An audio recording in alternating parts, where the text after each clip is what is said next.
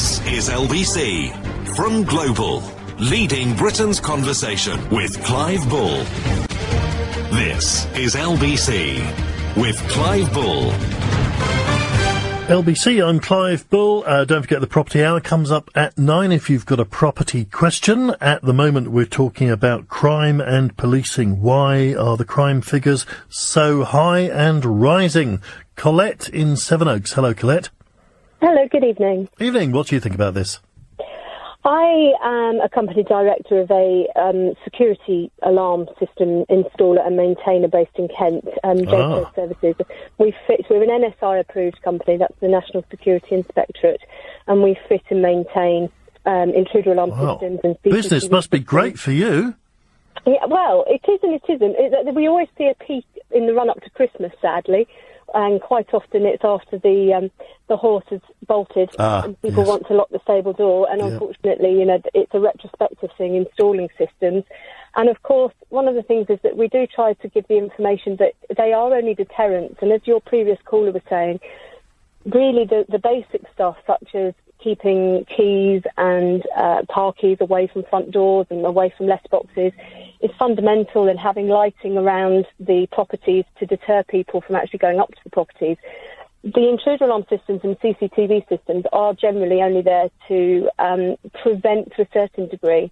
And one of the things that I was saying to your researcher was quite often insurers will request police unique reference numbers, which is a unique reference number to the property, in order that if there is an alarm signalled, that the police will attend.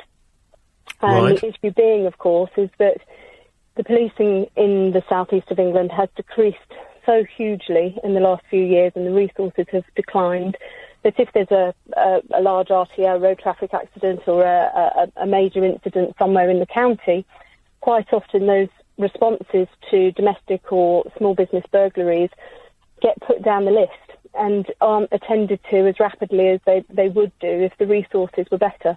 And so often people are then put in a predicament that their insurance company are saying that they must have, due to the value of the contents of the building, a police URN.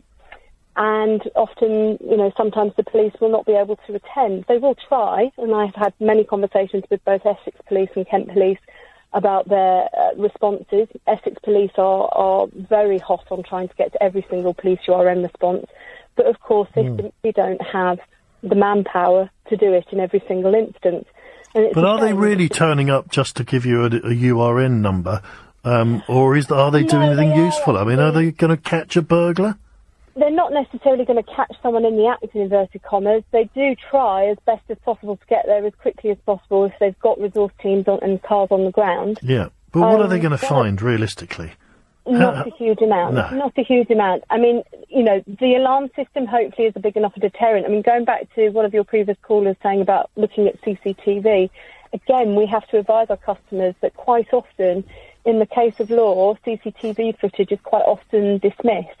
And, again, it's great to be we just went to a couple in Oxted who are having a new public car park built at the back of their house, and they want CCTV. They're concerned about possible drug use or odd behaviour at the end of their garden. And again, we said to them 9 times out of 10, they'll have hoodies up, they won't be identifiable on the cameras, and it's very hard to use that evidence in court quite often. So, it is deterrent, and it is about common sense and not broadcasting over social internet and social media sites that you're going to be on holiday for the next 3 weeks. But I wonder as well whether the police maybe should be doing... There was a time, I think, where we had more local policing, really local, so there would be an officer who would know what was going on down the bottom of that garden. Absolutely, and our local police stations here, they're not manned. Edenbridge Police Station, for example, you go there and you have to press an intercom buzzer which takes you through to police headquarters over in Maidstone. You can't actually speak to a person direct. However, we did have an incident recently where some CCTV footage, we picked up some odd, suspicious behaviour around our offices. I contacted the local PCSO, and lo and behold, they actually had the resources to come down straight away. They had a look at the CCTV footage.